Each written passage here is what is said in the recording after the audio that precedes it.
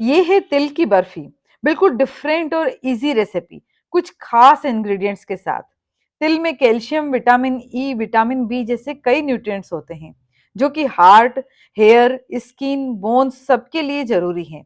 तिल की मिठाई ठंड में और खास करके संक्रांत पर जरूर बनती है।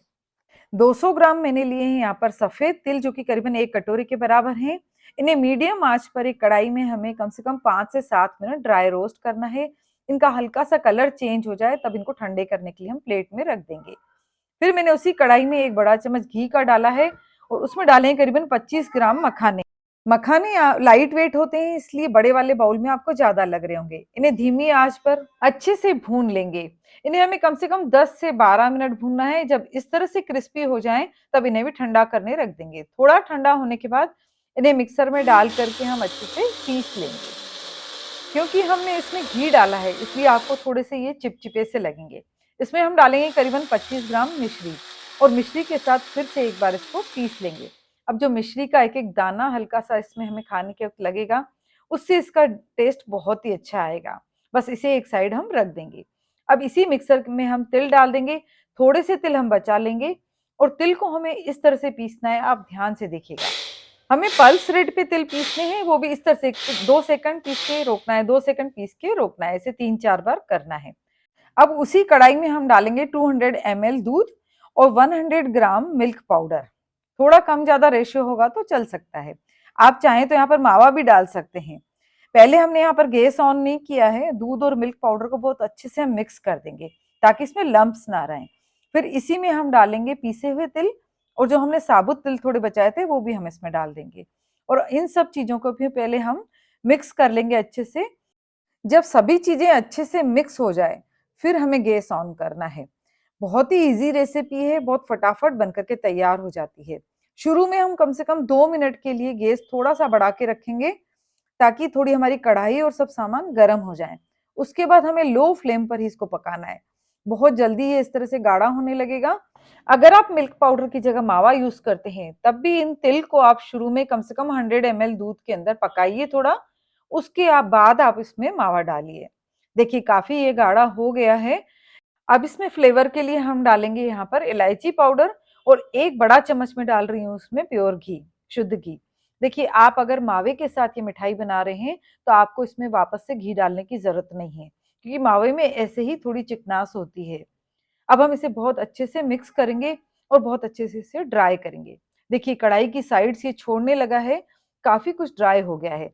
आप चाहें तो यहाँ पर मिठाई में गुड़ का यूज कर सकते हैं, लेकिन मैं आज ये मिठाई शक्कर में ही बना रही हूँ।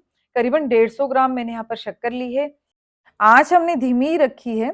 शक्कर मिक्स करने के बाद ये मिश्रण हमारा वापस से थोड़ा सा लिक्विड ही हो जाता है, क्योंकि शक्कर भी अपना पानी छोड़ती है।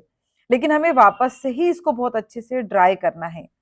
यहाँ पर हमारे इस मिश्रण का कलर बैठा है हल्का सा क्रीम क्रीम।